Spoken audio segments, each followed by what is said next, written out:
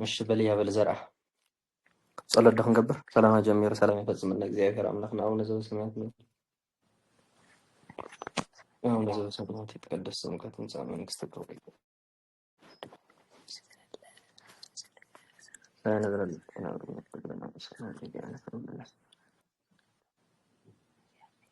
والله ألهنا النوال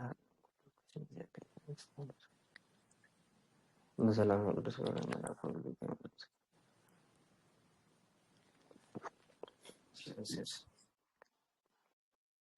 ኢየሱስ ክርስቶስ ተመስገን አሜን። እሺ በሊያም ስለ እሺ ከመሞተ ዘኢሞተ ዘዘዘ እንድረ ያስአብህርት ስጋ አሳት ወእንድረ ያስኡሁ ተናበበ ዘሐዋርያት ሰንኮሪስ ዘላሁ ሰማይቱ ለአልፋ ወለኤልም አሰያሁ ሰያሁ ወዘዘዘ መልክዕ ዘይላሁ አንቀጽ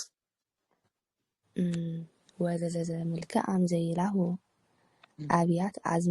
አዝማድ ዲኔሮ አብያት ነድ ያዚያ ሰላት አብያት አዝማድ አመሰም አስቆቆውና ይሏለም አዝማድ ወአርማስካ ሆዴ ወአርማስካ ሰተሪፈርታ አዝማድ ወአርማስካው አመሰም አስቆቆውና እዚያ እንጂ እስኪ ተቀዳሚቴ ከመሞተ ዘኢሞተ ዘዘ እንድረ ያስአብህት ስጋ አሳት ወእንድረ ያስኡሁ ተናበበ ዘሐዋርያት ሰንኮሪስ ዘላሁ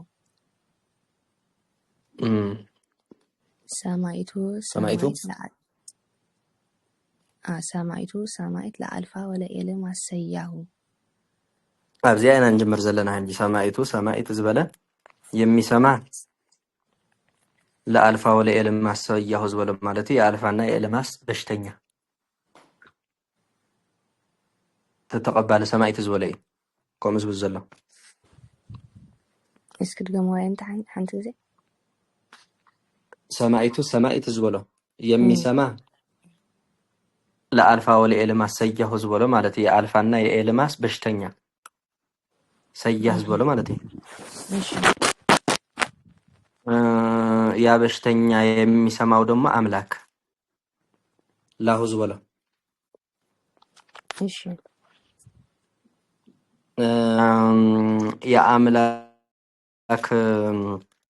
የአምላክ ወገን የሆነ ደግሞ የሐዋርያት ጾም ሰንኮሪስ ካፍት ዘዝበለ ጾም ነው ጸልና ማለት ነው። እሺ ጾም እዚ ማለት ያ ጾም መምህር ማለት ነው። ከም ዘለዎ ነገር ፈዚ ዘኢሞተ ናብ ዝበለ ንኸይደለና ሰምንላኸ انت سمعنا ያልሞተ ይልና ለና ዘኢሞተ ዝበለ ማለት ያልሞተ የእንድሪያስ ወንድም ባሕሮች አብህርት ዝበለ እሺ የእንድሪያስ ወንድም ባሕሮች አብህርት ዝበለ ማለት የባሕሮች አሳዎች አሳት ዝበለ የአሳዎች ስጋ ዝበለ እሺ ተንዘዘን ከማይለን ዝፍታሕ ዘለዎ ይርዳእ ክሉ አይደል አንተ ጊዜ እንደገና ይላል ነበር እሺ ስጋ ያ ስጋ ሰውዬ ይላልና ያልሞተ ያ ስጋ ሰውዬ ይላልና ካፍተ ስጋ ሰውዬ ይወጸለ ማለት ነው ያልሞተ የነበረ ያ ስጋ ሰውዬ ይላልና ከመሞተ እንደሞተ እትብታሕት ዘ መምህር ይልና ዝነበርና ጾም መምህር ተናገረ ያ ሰውዬ እንደሞተ ጾም መምህር ተናገረ ኢና ነው ዘለና ካብኡ ቀፂል እንታይ ነይሩ ዘሎ ወዘዘ ዘምልክዓም ዘይላሁ ዝበሎ ድዩ ሓደ መንገደን የሚያለቅስ መልክዓም ዘይላሁ ዝበሎ ማለት እዩ የመልክዓምና የመንፈስ ቅዱስ ቤቶች ማለት አብያት ልና ዘለና ቤቶች ማለት ወገኖች ማለት ነው ወርዳክለ አብያት ዝበሎ እሺ ትርጉሙ ግን ወገኖች ማለት ነው ወገኖች እሺ የነዛ ወገኖች ደግሞ አዝማድ ተተቀባለ አብያት አዝማድ ዝበሎ ተቀባለ ዘለ ማለት ነው የነዛ ዘመዶች እንደገና ዘመዶች ድህረ አብያት ዘለ አዝማድ ማለት ነው እሺ እነዛ ዘመዶችም ይላልና አመሰሙ አስቆቆውናሁ እንደሞተ በሰሙ ጊዜ ማለት አጻፋና ከመሞተ ዝበለ በሰሙ ጊዜ እንሆ አለቀሱ በትግርኛ ደግመልከ በመሐርኛ መሐርኛ አፈን ደግሞ አንተ ጊዜ እሺ መልስ ያበል በታዝ ጀመርኩ ጀመርኩ ታዘርበለ እሺ ሰማይቱ ለአልፋ ወለ ኤልም አሰያው የሚሰማ ይልናልና ሰሚ የሆነ ወይ የሚሰማ የአልፋ ዝበለ እግዚአብሔር አብ የእግዚአብሔር አብና የእግዚአብሔር ወልድ በሽተኛ ሰያሁ ዝበለ እሺ ሰማይቱ ዝበለ ዘይኮነስ ሰማይት ናብ ዝኸይድ ዘለና ሰያሁ ዝበለ ዝቅፅል ዘሎ እሺ የሚሰማ የእግዚአብሔር አብና የእግዚአብሔር ወልድ በሽተኛ ሰያሁ ዝበለ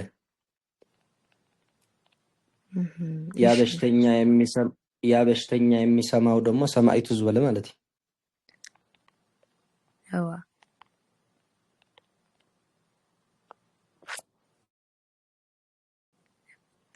ላሁ ዝበለ አምላክ እሺ ዘላሁ ዝበለ ማለት ነው እሺ አምላክ ወገን የሆነ ደግሞ የሐዋርያት ጾም መምህር ዘኻብ ዝበለና ጾም ነው ዘለና እሺ የሐዋርያት ጾም መምህር ያ ጾም መምህር ይልናልና ገሪፍና ያለና ኣብዚ እሺ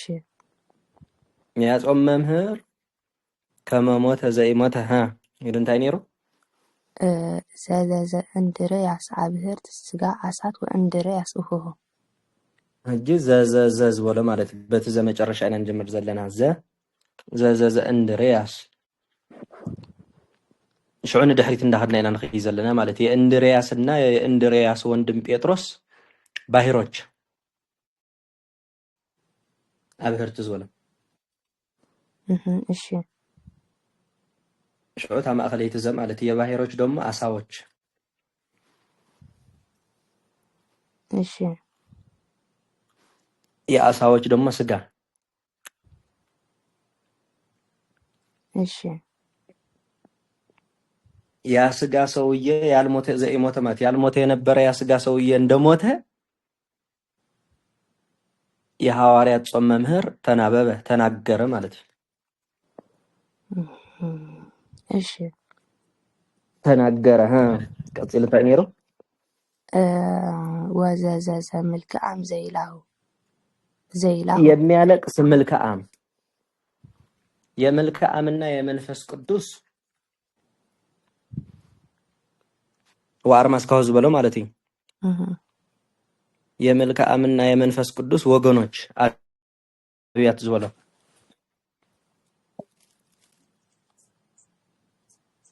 የመልክዓምና የመንፈስ ቅዱስ ወገኖች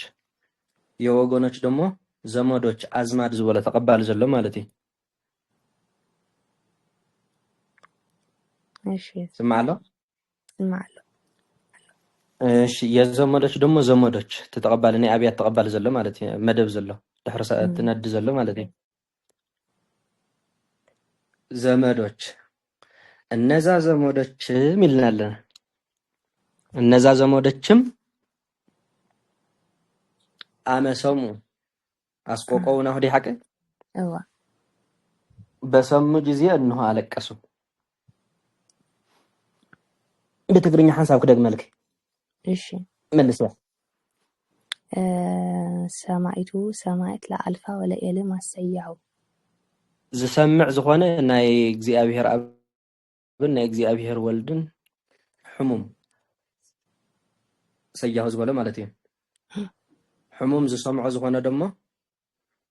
እግዚአብሔር ላሁ ናይ እግዚአብሔር ወገን ዝኾነ ድማ ናይ ሐዋርያት ጾም መምህር እዚ ናይ ሐዋርያት ጾም መምህር ኢልና ኣለና።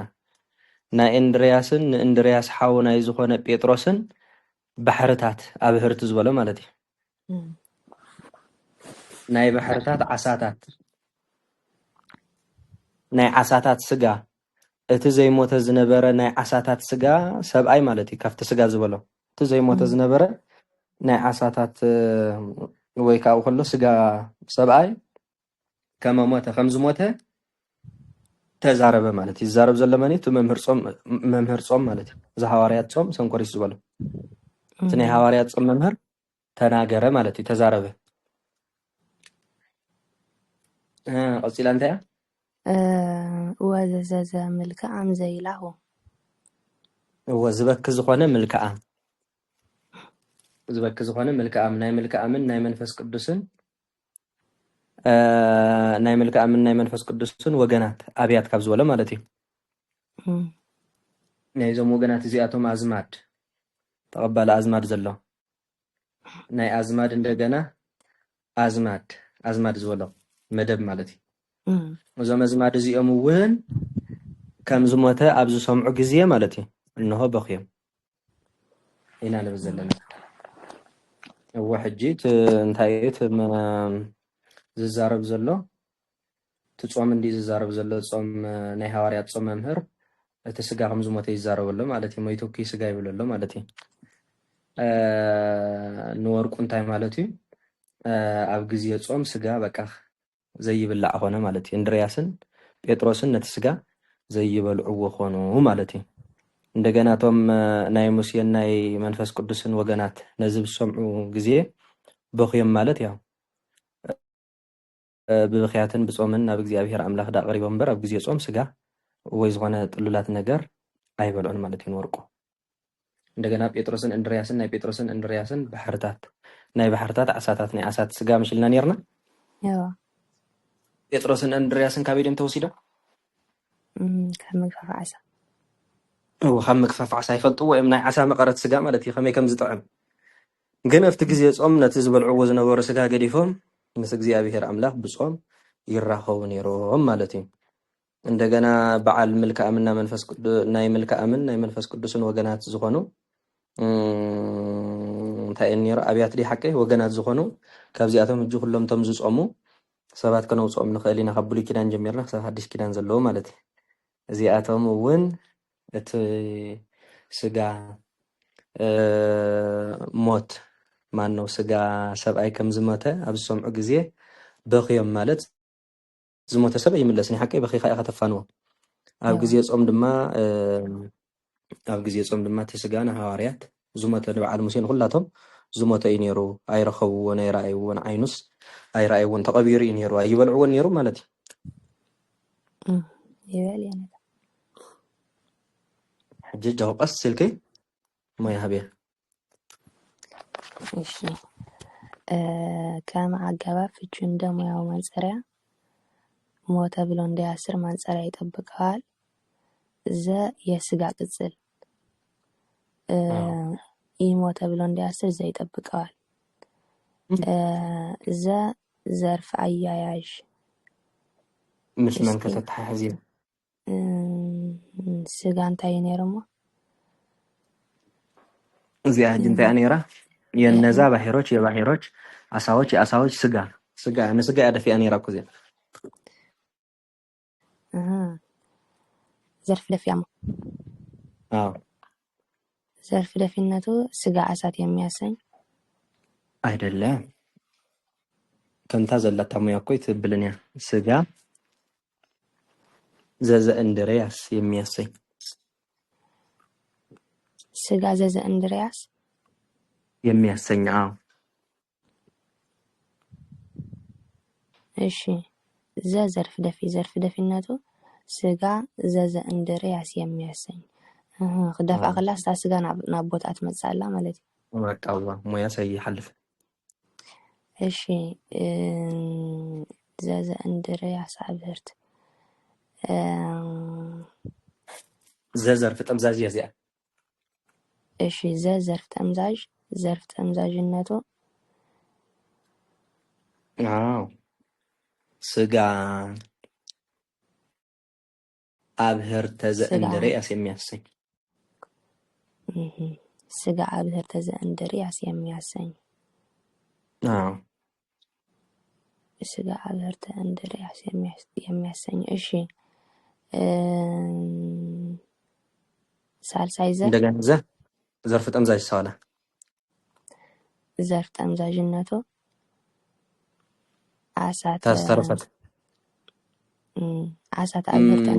አይደለም እቲ አጽንሕታ መጀመርታ ዘርፍ ጠምዛዥ ዳ እዛ ካልአይቱ ዘርፍ ጠምዛዥ አሳት ለካለው ነው። ዘርፍ ጠምዛዥነቱ ስጋ አሳተ ዘእንድርያስ የሚያሰኝ ዘርፍ ጠምዛዥነቱ ስጋ አሳተ እንድርያስ የሚያሰኝ። አዎ ካልአይ ሳልሰይት ዘኻ ዘርፍ ጠምዛዥነቱ ስጋ አሳተ አብህርተ ስጋ አሳተ አብህርተ እንድርያስ የሚያሰኝ።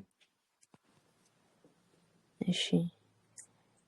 ስጋ አሳተ አብህርተ እንድርያስ የሚያሰኝ እንድርያስ ወአገባብ አጫፍሪ። እሺ ወአገባብ ፍችና ሙያው አጫፋሪ እንድርያስ እና እንድርያስ በተጨፍረው የአብህርት ዘርፎች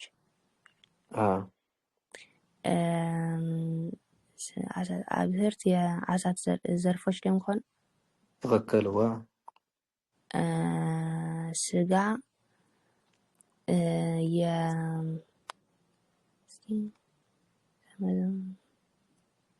የሞተ ባለቤት እሷ እኮ ባለቤት ያ ስጋ ሰውዬ እንደሞተ ስጋ የሞተ ባለቤት አሳት አብህርት የአብህርት የስጋ ዘርፎች አሳት የስጋ ዘርፎች ማለት ትክክል። እንድርያስ የእሁ ዘርፍ ዲ ለእንድርያስ እሁ ወለዲ ሳይር ጉድጓድ ዘርፍ ሳይር ጉድጓድ ዘርፍ። እሺ ተናበበ ማሰሪያ ዘሐዋርያት ሰንኮሪስ ዘርፍ ደፊነቱ ሰንኮሪስ ሐዋርያት የሚያሰኝ። አቤ ዘለዘ ወየዘዳምስ ወየዘኮ ጾም ውጪና አለና ሐብዘ ካብዘላሁ ይኮንና እንዲና ውጪና እንተ አይኮን እነሱ ናይ የአምላክ ወገን የሆነ የሐዋርያት ጾም መምህር ይናልና ዘለና ካብዘ ሐዋርያት ካብዘ በለት ካብዘ አይና ውጪና የንጾም። እሺ በቂ ሆነ የተናበበ ባለቤት ማለት መስል የባዘ ሰንኮሪስ ምሳሌ ሰንኮሪስ ምሳሌ ሰንኮሪስ ሰም ዘወርቅ ተመስሎ የተናበበ ባለቤት ሐዋርያት የዘርፎች ዘርፍ አያያዥ ማለት ዲዚ ቅጽል ሰንኮሪስ ዘላሁ። እሺ የማን ቅጽል? የሰንኮሪስ ዘማለት የናይት መሰልና የምስ ሰንኮሪስ። እሺ የሰንኮሪስ ዘ ቅጽል ላሆ የዘዘርፍ እሺ ሰማይቱ ዝበለ ናይ ላሁ ቅጽል ዲ ሰማይቱ ዝበለ ከዓ ናይ ሰያሕ ቅጽል ትክክል። ለዘርፍ ደፊ ዘርፍ ደፊነቱ ሰያሃ አልፋ የሚያሰኝ አልፋ የሰያህ ዘርፍ አጫፍሪዮ አጫፍሪዮ እሺ ወአጋፊችና ሙያው አጫፋሪ አልፋ የለማስ በተጫፍረው የሰያህ ዘርፎች መልካም እሺ ለአልፋ ወለ የለማስ ሰያሁ ለመሊስና ዘርፍ ደፊና እንገብረው ኮምውን ከአልዩ ወኤልማስ የሚያሰኝ ይብልዩ ግን ጠፍ ተገበርከ ጽቦኝ እሺ ለጠፊ የለማስ ተዋሂቡ የሞዩ ሰያህ የእስኪ ከማን ያራጃ ትርጉም ናይታ ሰማይት ሳይር ጉድጓድ ዘርፍኩ ያ ናይታ ሰማይቱ ዘለት ሰማይቱ ዝበለቱ ወያ በሽተኛ የሚሰማው ደግሞ አምላክ ሰማይቱ ለሰያህ ማለት ነው የሰማይቱ ሰያህ የሰማይቱ ሳይር ጉድጓድ ዘርፍ ማለት ነው አዎ እሺ ወደጋሚ አዎ ዘ መልካም ዘይላሁ የሚያለቅስ መልካም የመልካምና የመንፈስ ቅዱስ ወገኖች ናይላን ያርና መልካምና ልክ አሁን ተላዕለው ይትያ እሺ ቀዳሚት ዘርፍ ደፊድና ያለን ያርና ትክክል ዘርፍ ደፊነቱ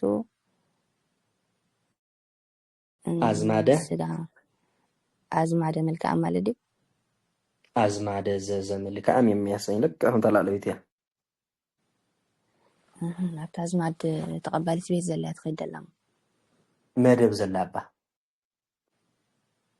አብያት ምስበልካ ቀጽላ ዘላ ማታ አብያት ነድ እንዲ ሐቀ አዝማድ ኢላ ዘላ ልክ ከም ታስታይ ቆይ አብህርት ኢልና ስጋ አሳት ምሽልና አታ ማእኸል ዘላ አዝማድ ማለት እሺ ዘርፍ ደፊነቱ አዝማድ መልካም የሚያሰኝ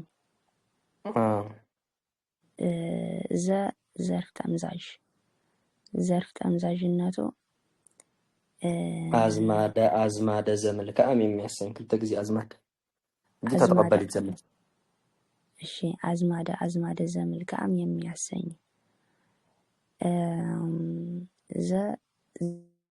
ዘርፍ ጠምዛዥ ወላጅ ማለት አዎ አዝማደ አብያተ አዝማደ መልካም እንዴ ክልተ ጊዜ አዝማደ አብያተ መልካም የሚያሰኝ አዝማደ አብያተ መልካም የሚያሰኝ መልካም መልካምና አርማስ ካውዲ ሀጫፍራ ወአጋፊችና ሙያ ጫፋሪ መልካም አርማስ ካው በተጫፍረው የአዝማድ ዘርፎች ማለት ነው የአብያት ባ መጨረሻ እኮ አብያት ያዘለ አዝማደ አብያተ መልካም እንዲወላ የአብያት ዘርፎች ማለት ነው የመልካም ቅጽል ይላሁ ብለን ያስር ዘይጠብቀዋል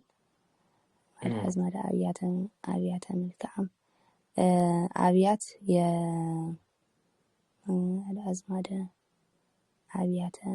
መልካም የአዝማድ ዘርፎች ማለት ነው ናይታ መደብ ዘላ ማለት አዎ ናይታ ተቀባሊት ዘላዳ ናይታ ተቀባሊት ዘላ አዝማድ የአስቆቀው ባለቤቶች አዎ ዚም ባለቤት ማለት አዝማድ ካ የአዝማድ ዘርፎች ትክክል ናይቶም ባለቤት ኮይነም ዘለው ማለት አዎ እሺ አመ አጋፊች ጊዜ ሙያው ማንጸሪያ ሰሙ ብሎ እንዲያስር ማንጸሪያ ይጠብቀዋል አስቆቀው በወይ ተደጋማ ማሰሪያ ናሁ አንቀጽ አጎላማሽ አዎ ጅንት መስላለች ዋይ ከቢድ ግን ሲያነታ ትርጉሙ ወይ ሰቦ ገራፍ ለጊዜ ወይ ትርጉም ወልድኮ ጽቡቅ ገይረ ክዳእካ ኣለዎ እምበር መጀመርታ እውን እኮ ቅኒ ክብድ ይብል ነይረ እዩ ኩሉ ግዜ ዘይተምሃርካዮ ከቢድ እዩ ምስ ፈለጥካዮ ምስ ተምሃርካዮ መንገዲ ምስ ተረድእካ ግን ካብ ጉባኤ ቀና ክሳብ መወድስ ከምዚ ዓይነት ቅኒ ጌርና ሞያ ንዕድል ማለት እዩ ከቢድ ኣይኮነን ብጣዕሚ ትርጉሙ ጥራይ ትኩረት ምግባር ማለት እዩ ካብታ ኩሉ ግዜ ዝብለኹን ከዓ እታ ዝተምሃርኩማ እንዳመሳሰልኩም ኣብ ተግባር ምርኣይ ኣብ ፍፅምና እንዳሕር ክብፅሕ ኮይኑ እኮ ከቢድ ነገር ክፍለጥ ኣለዎ እቲ ዳእታራ ነገር እኮ እዩ ብዙሕ ዘብል ኣይኮነን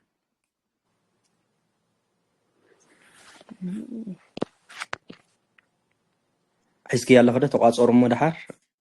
ንበዓል ኣቦቀሽን በዓል መርጌታ ገለ ይቐፅል እዮም ማለት እዩ ታሪክ ክሰዱልና ትኽእል ዶ ሕጂ ክሰደልኩም እየ በቃ ዋላ ንክሰማዕ ዝኾነ ሕተለክ ድዩ እዚያ ተንታለክ ካብ ትርጉም ዘይምርዳእ እዩ ዝኸውን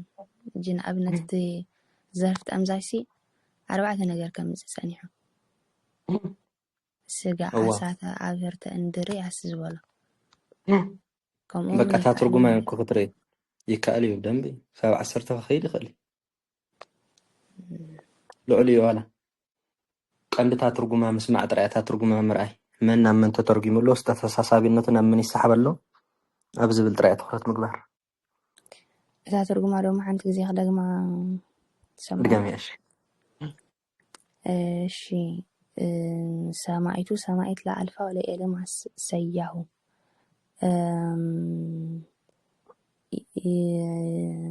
የእግዚአብሔር አብና የእግዚአብሔር ወልድ የሚሰማ የእግዚአብሔር አብና የእግዚአብሔር ወልድ በሽተኛ ስጋ ማለት ሰማይት ዝበለ እንታይ ዘርኢ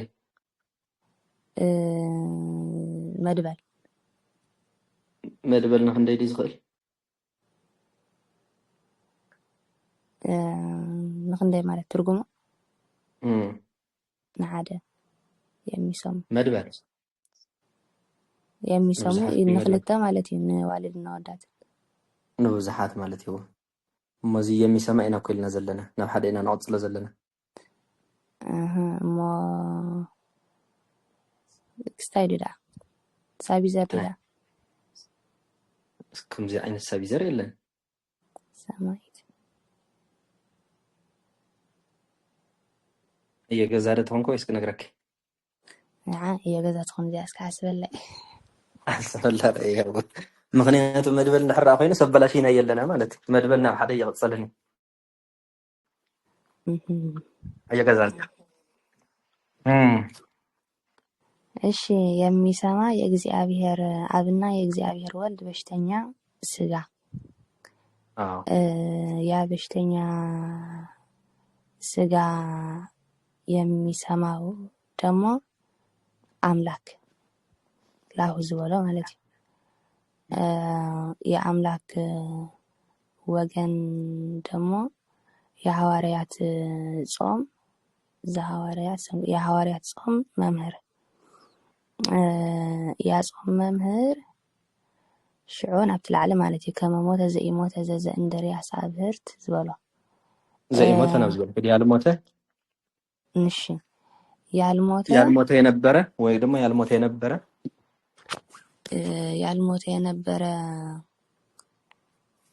የእንድርያስ እስኪ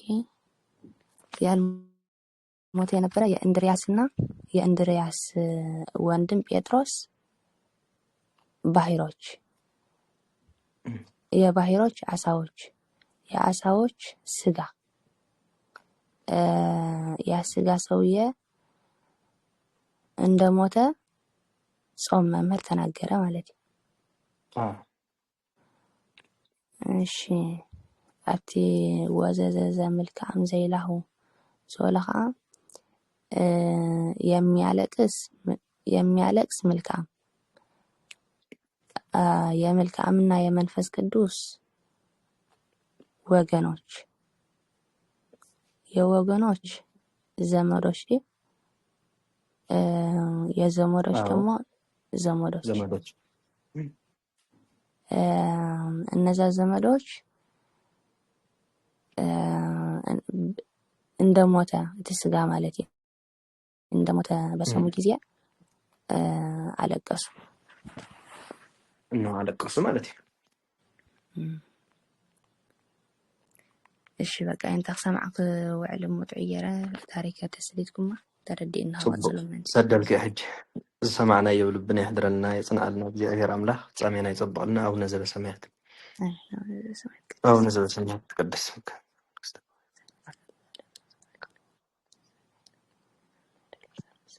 هذا سنة وجيك أنا كمان